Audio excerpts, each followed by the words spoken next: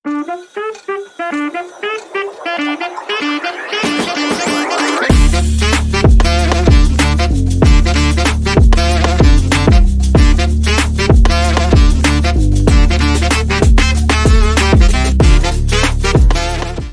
selamat datang kembali di podcast Ngopsi, ngobrolin psikologi, membahas isu-isu terkini dikaitkan dengan psikologi.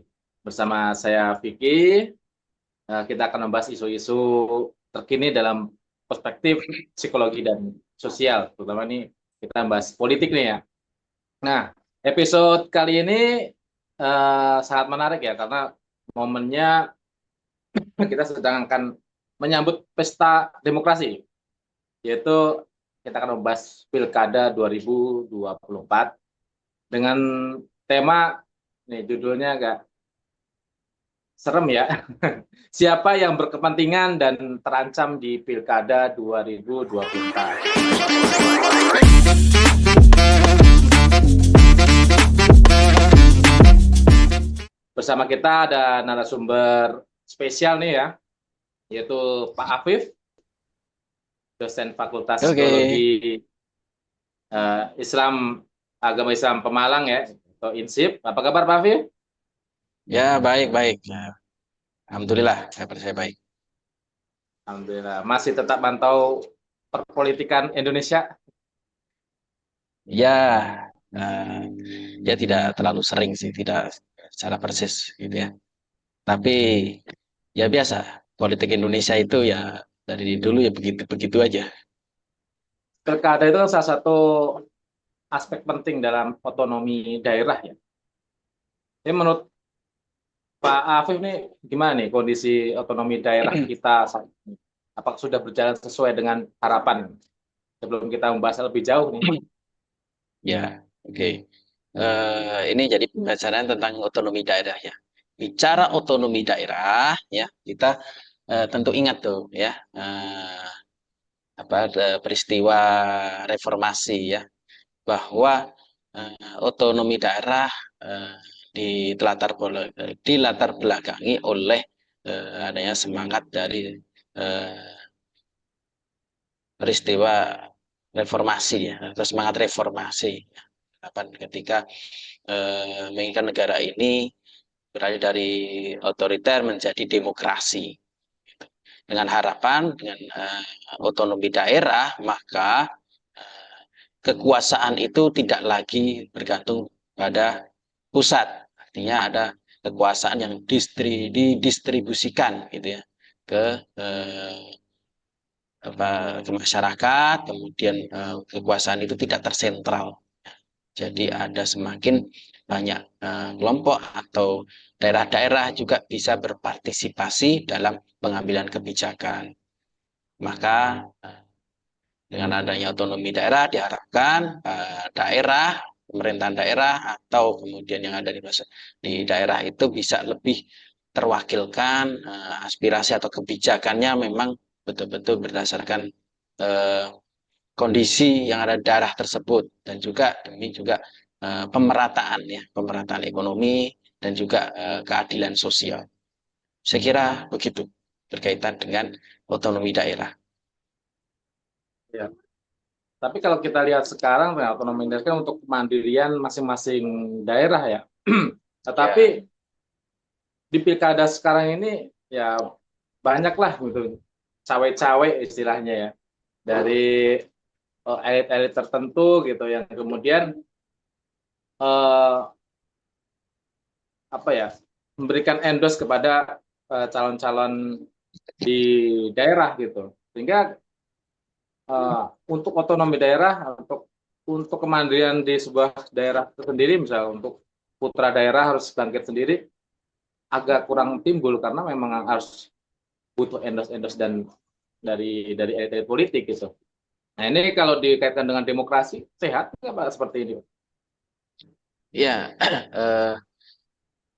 dalam sistem politik demokrasi ya, maka sangat sejalan ya dengan otonomi daerah. Artinya pemilu atau pilkada ini juga bagian dari terusan dari atau lahir dari tadi ya, yang berkaitan dengan otonomi daerah, konsep otonomi daerah. Otonomi daerah kemudian melahirkan bahwa perlu adanya pilkada secara langsung gitu kan, pilkada yang dipilih oleh masyarakat atau pemilu langsung begitu. Ya, harapannya adalah tadi karena semangat otonomi daerah itu memohon kemandirian, maka salah satu eh, hal yang paling menjadi kunci adalah tentang kebijakan. Nah, bicara kebijakan, bicara kewenangan, bicara kekuasaan tidak terlepas dari eh, pemimpinnya atau dalam hal ini pemimpin daerah ya, gubernur atau bupati. Nah, karena kuncinya di situ. Nah, maka kalau kemudian masih pemimpin daerah dipilih oleh dari pusat begitu, maka semangat otonomi daerah ini kurang optimal. Nah, maka lahirlah namanya pilkada. Nah, kemudian gubernur, bupati dipilih secara langsung. Artinya menjadi lebih semangat otonomi daerah itu betul-betul kuat. Nah, dengan harapan demokrasi juga akan lebih sehat begitu. Karena semangat demokrasi adalah aspirasi sebenarnya. Demokrasi adalah yang kita ketahui bersama, filosofinya adalah dari, oleh, dan untuk rakyat itu sendiri. Nah, peristiwa cawe-cawe atau kepentingan pemerintah pusat itu pasti akan selalu ada. Karena kembali lagi problemnya adalah ketika kita belum matang ya sebagai negara demokrasi, kita ini masih ada semacam kebingungan dalam sistem ketatanegaraan antara eh, negara kesatuan, gitu kan, atau negara federal, ya, praktek negara federal atau kemudian negara kesatuan, NKRI, negara republik, sistem republik. Nah, negara sistem dengan federasi atau negara kesatuan itu mirip-mirip dengan otonomi daerah tadi. Otonomi daerah kan semangatnya ke situ. Nah, Ya. selain kita sistemnya dari pusat itu negara kesatuan.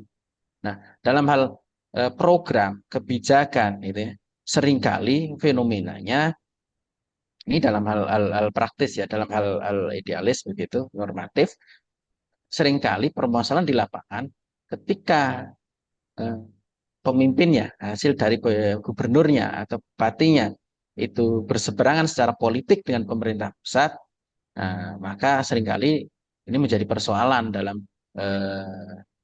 dalam tata pemerintahan ya, dalam hal program-program pemerintah yang kemudian harapannya bisa sampai diteruskan ke daerah atau optimalisasi dari eh, program pemerintahan pusat yang itu di mana dibiayai oleh APBN, dibiayai oleh juga oleh pajak gitu, sehingga ini menjadi tidak efektif. Nah, ini tentu menjadi persoalan, menjadi PR gitu. Nah, maka akhirnya kadang pemerintahan pusat juga punya agenda politik tersembunyi, itu punya kepentingan otomatis dalam setiap kali ada pilkada, dan itu dibuktikan ya di waktu pilkada-pilkada sebelumnya di 2014, 2019 gitu. Karena terbukti dalam perjalanannya seringkali ya tadi ada beberapa bupati, gubernur begitu yang agak bersemangat, dan itu juga kita lihat dari semangat adanya keinginan partai politik, elit politik pusat gitu ya, dengan adanya apa namanya kemarin ya terakhir tentang undang-undang pilkada begitu ya, diharapkan koalisi dari atas di pusat, nah kemudian harapannya sejalan dengan yang di daerah gitu. Kalau bisa ada semacam ada garansi koalisi itu, ketika koalisi partai politik pendukung pemerintah pusat, harapannya juga daerah juga demikian, agar ya, yang di pemerintah gubernur di daerah atau bupati atau gubernur itu bisa sejalan dengan pemerintah di pusat begitu. Dan itu hal yang wajar sebenarnya. Nah, yang cuman yang menjadi masalah ketika cawe-cawe itu ya atau pemerintah pusat itu dilakukan ya hanya karena kepentingan sesaat, kepentingan pragmatis.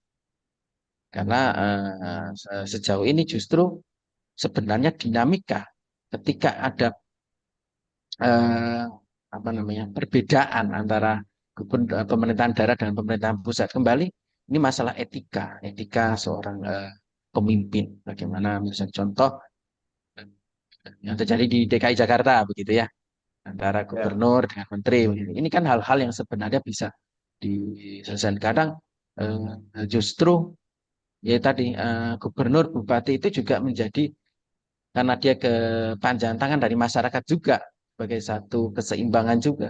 Jadi tidak boleh kita sudah memutuskan otonomi daerah, kita ingin demokrasi yang tidak murni pure gitu ya, pemerintahan semuanya dari pusat, kita juga ingin terlibatan daerah, ada bupati, gubernur yang juga dipilih masyarakat ya seyogyanya secara secara etika entah itu secara politik itu berbeda, harus sama-sama pemimpin harus berpikir untuk kepentingan negara. Maka etika pemimpin itu menjadi penting. Begitu, Nah, Tapi Vicky. kalau seperti itu, terus pusat eh, terus kemudian mengintervensi secara tidak langsung ya.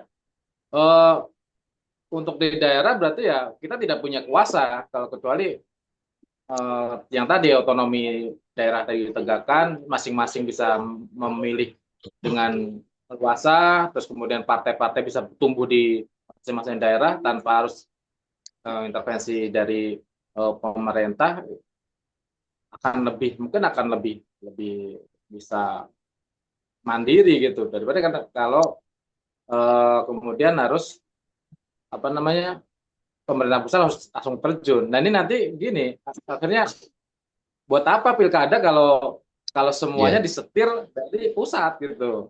ya, ya. Begini, ya itu akhirnya, ya. Maka sebenarnya ketika dengan sistem ada pilkada langsung, ada pemilu pusat, artinya daerah sendiri, kemudian nanti ada sistem cara politik yang berbeda begitu ya. Ini ujian pemimpin.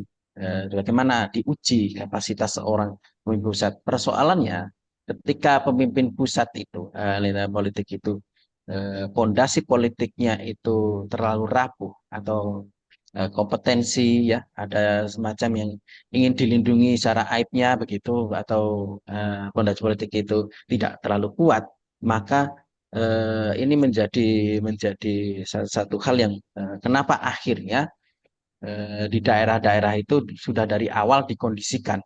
Nah, pengkondisiannya bagaimana?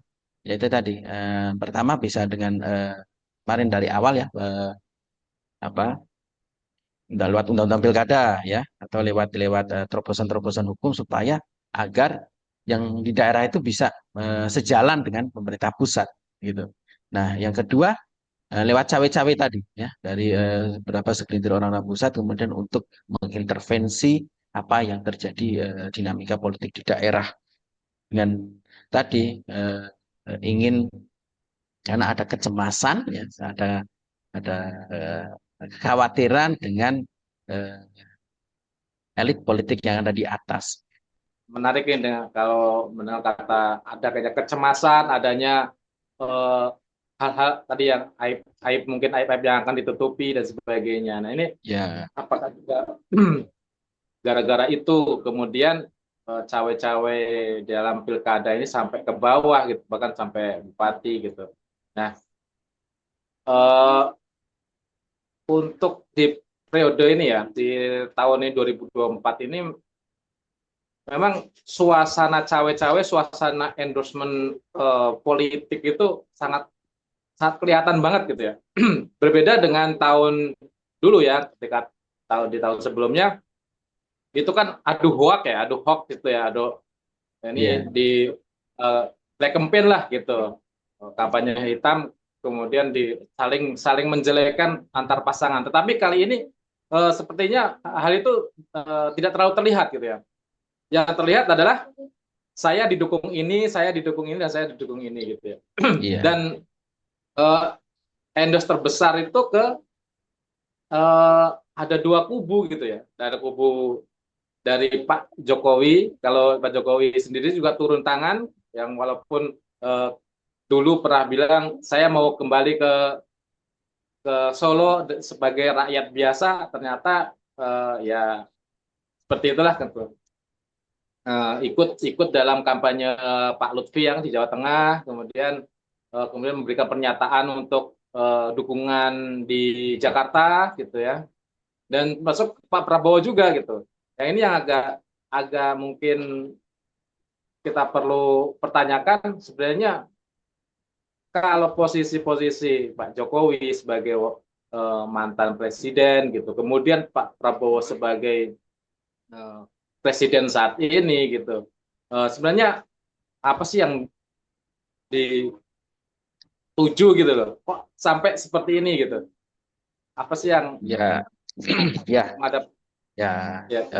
itu kembali kepentingan kalau 2029 tentunya kan.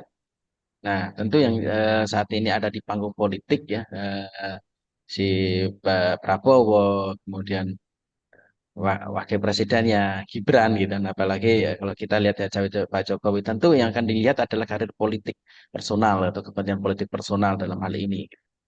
Nah, tentu pilkada ini juga menentukan karena terlihat di beberapa pilkada ini juga ada korelasinya dengan para elit politik yang di pusat atau berkaitan dengan kepanjangan dari Gibran ataupun Prabowo begitu. Jadi ini tentu menjadi kalau kemudian ya misal pilkada ini banyak yang dimenangkan dari orang-orang yang terafiliasi dengan tim kubu politiknya Gibran atau Prabowo, tentu ini menjadi modal yang besar untuk mengamankan di 2029. Tapi kalau sebaliknya orang-orang pilkada begitu ya, para kandidat yang jadi ada orang-orang yang tidak sekubu dengan eh, Gibran atau Prabowo, ini akan menjadi ancaman, tentu akan menjadi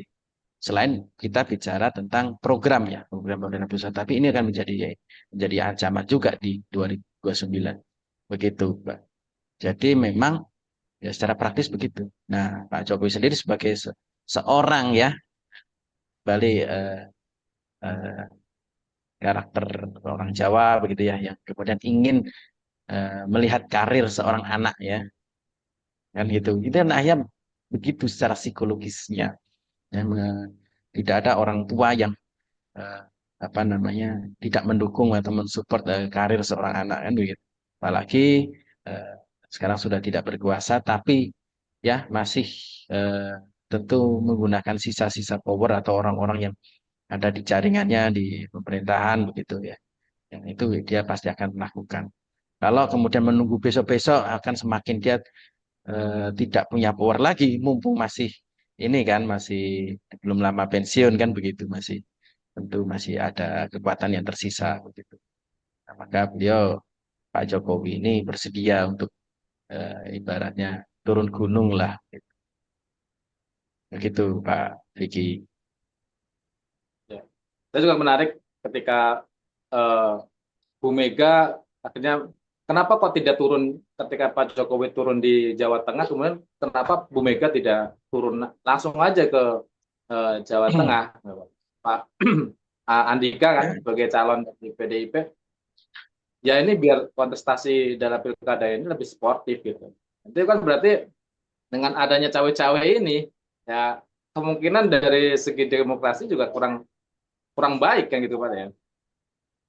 Ya, nah eh, begini, sebelum ada Pak Jokowi ini mengendorse gitu ya, turut ikut jabatan, suasana pilkada ini sebenarnya terlihat adem ya, tidak terlalu saya melihat memantau itu ya tetap ada persaingan, tetapi di berita nasional atau di masyarakat itu tidak menjadi terlalu panas ya, ya hanya biasa gitu, ada persaingan eh, di Jakarta ya, Bu Pramono Anung dengan siapa? Murni dengan lawannya Ridwan Kamil, murni semua beradu strategi gitu kan.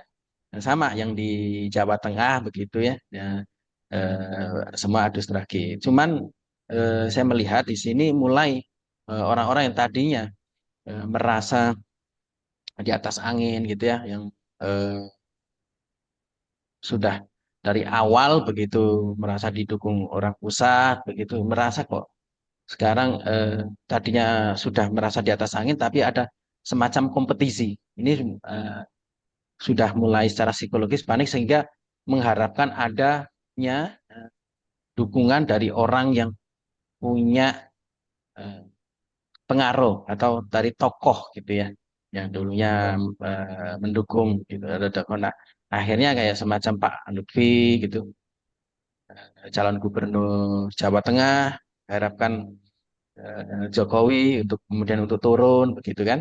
Kemudian yang di Jakarta sama Ridwan Kamil karena dua orang ini ternyata jagonya memang dari ada terafiliasi dengan eh, Gibran gitu ya, wakil presiden. Karena wakil presiden karena itu terbukti dari awal dulu wakil presiden kita Mas Gibran ini, Mas Wapres ini kan gitu yang memang langsung datang mendaftarkan ke KPU kan, gitu, yang di Jawa Tengah itu hadir ketika pendaftaran di KPU di di Semarang ya di Jawa Tengah untuk pendaftaran si Zaman Ahmad Lutfi dan sama juga yang di Jakarta. Akhirnya masyarakat menilai apabila dua calon ini kalah gitu, ya berarti eh, cukup menjadi catatan yang kurang baik bagi seorang wapres sebagai modal politik, sebagai modal politik untuk punya pengaruh wapres ini dalam konstelasi politik 5 tahun ke depan gitu. Nah,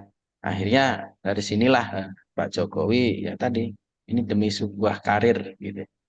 Eh, kita bicara tentang kenapa Pak Jokowi yang sudah bukan presiden tapi kok malah menjadi panas ya karena begini baru pertanyaannya tadi karena kalau Pak Jokowi ini tidak ada yang wapresnya bukan anak Pak Jokowi mungkin lain gitu. Yang kedua juga Pak Jokowi ini di 2024 kemarin sudah jadi kan terkenal dengan cawe-cawe itu.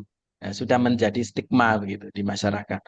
Dan yang ketiga dia baru saja selesai gitu kan dan omongannya bahwa saya akan jadi rakyat biasa harapan ekspektasi publik kita bicara tentang ekspektasi publik masyarakat oh dia eh, akan seperti presiden-presiden sebelumnya istirahat ya kayak apa atau apa ya Oke. di masyarakat jadi orang biasa gitu kan entah nanti mungkin setahun lagi dia cawe-cawe tidak masalah begitu tapi ini terlalu terlihat terlalu cepat begitu. So, Iya. kemarin mau jadi rakyat biasa kok sekarang baru aja mendarat di Solo, 2 hari lagi sudah ke Jakarta begitu. Sudah ingin Betul ya. berpolitik. Jadi situ bagi masyarakat yang melihat yang apalagi yang sentimen begitu tidak suka dengan Jokowi akan semakin akhirnya apa ya jadi ya kita ya menjadi gosip menjadi hal yang perbincangan kembali dan ini menjadi hangat kembali ya politik ini kan gitu pilkada ini Jawa Tengah dan khususnya Jawa Tengah dan ini apa Jakarta ya menjadi tidak panas. Oh, ini pertarungannya si ini dengan si itu gitu ya. Kembali ini jadi pembicara publik gitu. Nah, belum Ya. terlihat kan Pak Jokowi ke Medan gitu kan ini. Ya. Di Medan ini juga yang di Sumatera Ya. Utara panas Eh, lagi juga apa kan gitu. apa untuk daerahnya ini yang yang lebih ramai itu ada Jawa Tengah sama Jakarta gitu. Itu memang seperti apa kalau Pak Afif melihat? Kenapa kok yang lain gitu tidak seramai ini gitu? Ya, Bahkan kalau ya di tadi. pilkada Jakarta sendiri kan Pak Anies pun akhirnya turun turun gunung juga gitu untuk mendukung Ya, salah satu paslon. Gitu. ya. Oke. Ya, tadi karena dari awal persepsi publik ataupun kesan dari awal yang sangat terlihat sekali itu kan Jawa Tengah sama Jakarta waktu ketika Wapres kita ya Mas Gibran ini ikut turun begitu waktu Ridwan Kamil dan sebenarnya bahwa Gibran sudah mengendorse dari sejak awal sama juga yang di mana di Jawa Tengah gitu, sangat terlihat. Nah, sementara di Jawa Timur sebenarnya kan pertarungan ramai itu sebenarnya Jawa Timur itu. Tapi di Jawa Timur ini kalau kita lihat juga sebenarnya Hovifah lebih kepada identik dengan Pak Prabowo kan gitu. Nah, cuman pertarungan di Jawa Timur itu kan tidak sangat terlihat hanya persoalan satu kubu dua kubu. Ini melibatkan banyak berkepentingan di situ antara pertarungan di NU, pertarungan di PKB itu sendiri kan gitu. Jadi semakin banyak yang berkepentingan di situ semakin apa ya kedalaman konflik atau keseruan ini kan semakin tidak terlihat. Tapi ketika itu seolah ini versus dengan ini, yang di belakang ini pertahanan ini dengan ini, semakin terlihat panas kan begitu. Apalagi ini antara pertahanan Jokowi dengan PDIP gitu kan. Jokowi dengan Anies Baswedan gitu. Jadi ini yang menjadi rame gitu. Itu menjadi satu yang menjadi drama begitu. Nah, yang Jawa Barat ini kan tidak terlihat. Lalu Jawa Barat Betul. itu eh, pecah lagi kan ada empat gitu. Nah, kalau yang di Sangat Jakarta rumit. apalagi kemudian Anies Baswedan turun. Dia turun karena kemudian semakin agak gamblang begitu ya. Apalagi ketika kemudian Jokowi masuk kan begitu. Padahal Prabowo sendiri dari awal sudah ada statement sebenarnya tidak akan memihak pada siapapun, dia akan netral. Tapi kembali yang terjadi di Solo ketika dia mengendorse salah satu itu eh, publik juga membaca begitu, para elit-elit politik atau para pemain-pemain politik, para itu juga nggak tahu sebenarnya posisi Prabowo gitu. Ya tidak terlalu terlihat full begitu ya. Dan ya mungkin menjadi catatan juga seorang presiden tidak apa ya, harusnya tidak mendukung, tetapi itu masih secara politik masih bisa bisa agak sedikit eh, sudah dalam hitungan tidak akan terlalu kemudian Prabowo akan diajar-ajar dengan isu itu gitu, akan eh, dapat terlalu negatif karena tadi ya Tapi waktu pas itu Pak, menjelaskan juga tidak terlalu gamblang ya, yang di begitu. Pak Prabowo kemudian mengendorse Pak Lutfi itu dinyatakan sama KPU tidak melanggar aturan gitu. Ini kan ketika masyarakat melihat ini kenapa seorang sosok sebagai lambang negara gitu ya karena presiden gitu kemudian mengendorse salah satu paslon itu kan suatu yang tidak mungkin tidak etis karena ya presiden adalah milik kita bersama gitu walaupun kemarin kita kubu-kubuan tetapi ketika sudah menjadi presiden adalah milik masyarakat semua dan menganggap masyarakat itu menganggap bahwa ini tidak etis tapi ternyata dari kewenangan KPU bahwa ini tidak melanggar gitu kan eh ya eh, kalau belakang kita lihat yang sebelumnya tentu kita bicara tentang ada teori perbandingan sosial kan gitu. Ada semacam kita membandingkan ya yang dibandingkan kan yang pemimpin sebelumnya yang terlihat ketika cawe-cawenya luar biasa. Nah, ketika tentu Prabowo mulai ini akan jadi warning.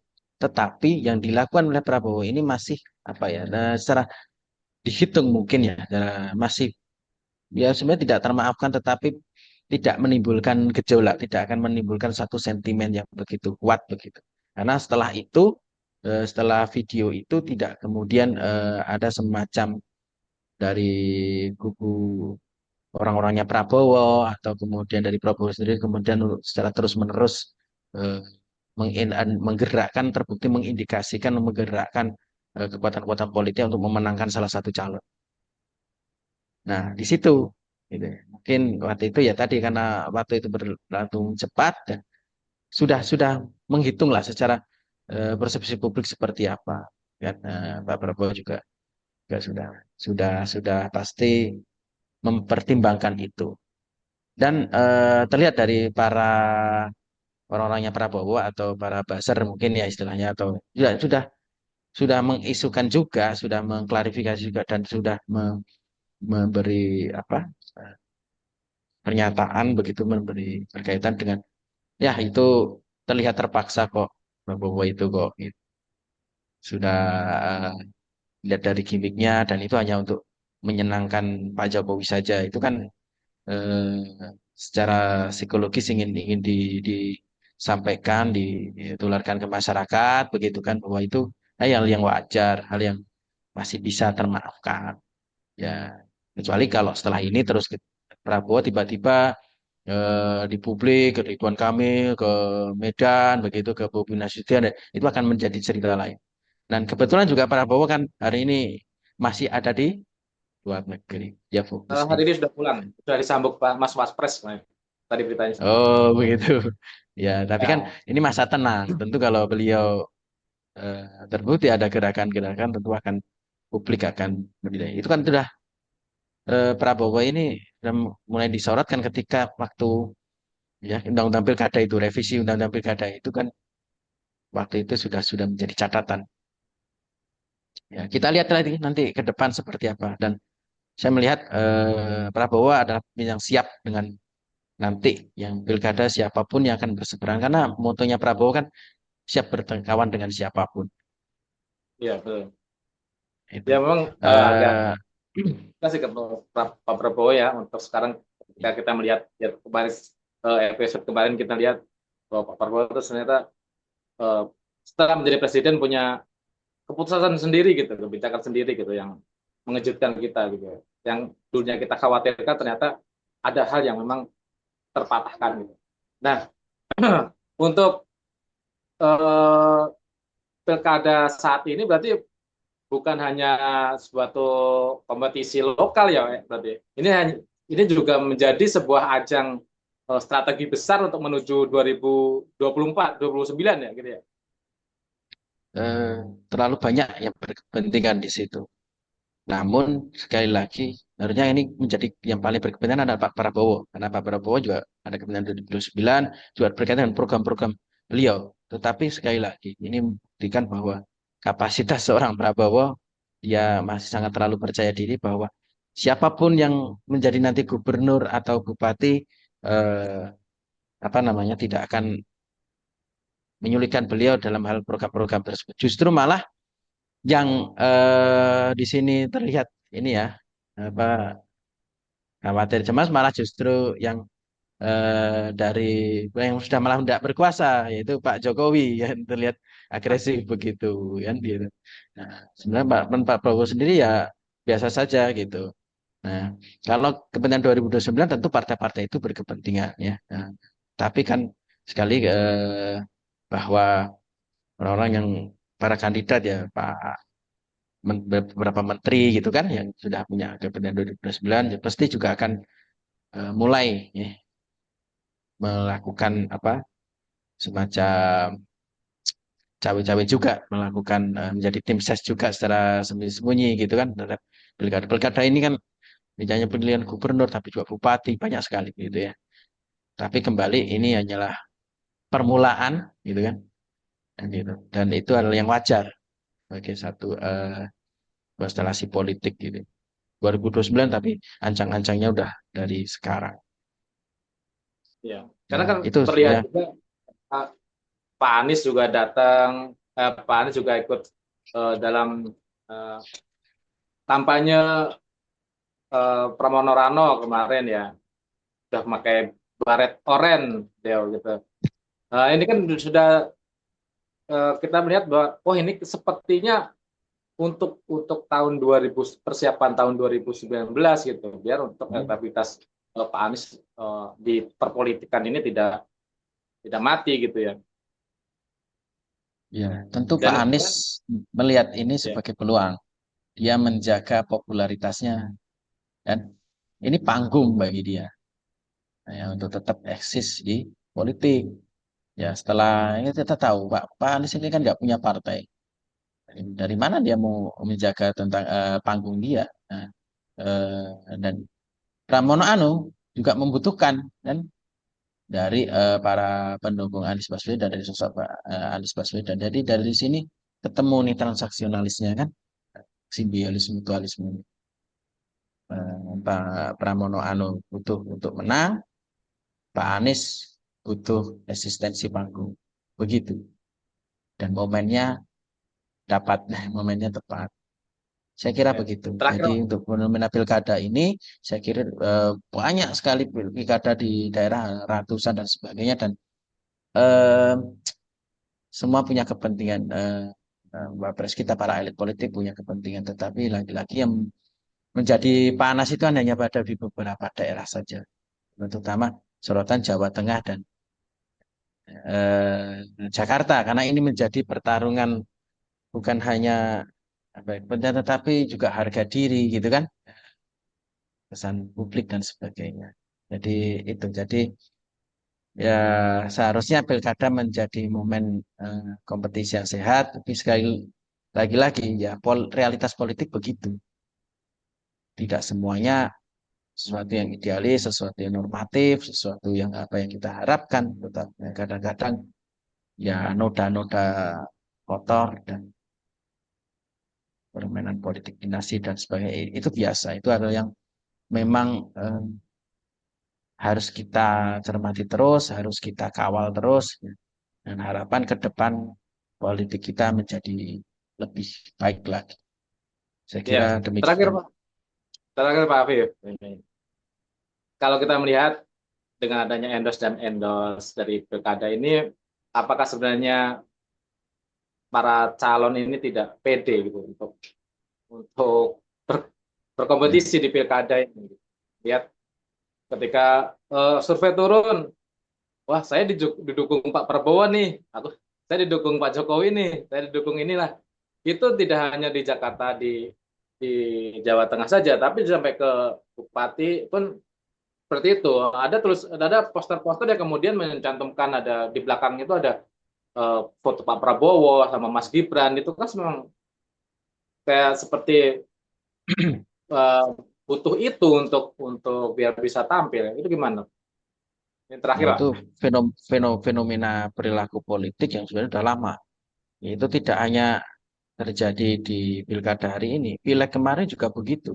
Mereka politisi kita ketika nyalek, nyalon gitu itu selalu membawa membawa nama-nama tokoh kan gitu. Sowan ke kiai ini, didukung oleh kiai itu gitu kan, didukung oleh apa pemerintahan pusat ya, selalu mencari orang-orang yang dirasa punya tingkat popularitas atau karismatik yang tinggi untuk kemudian dia di endorse begitu.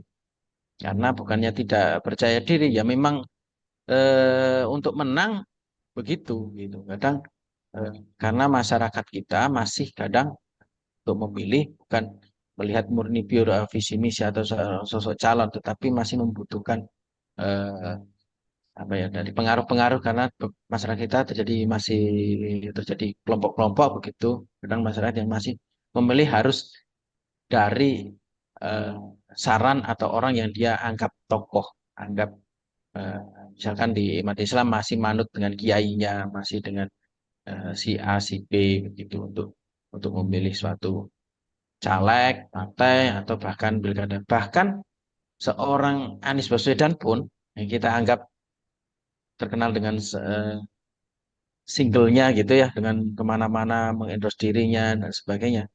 Itu pun kadang masih masih harus eh, keseruan ke A, B minta didukung A, B, A, B, C itu hal yang biasa ya.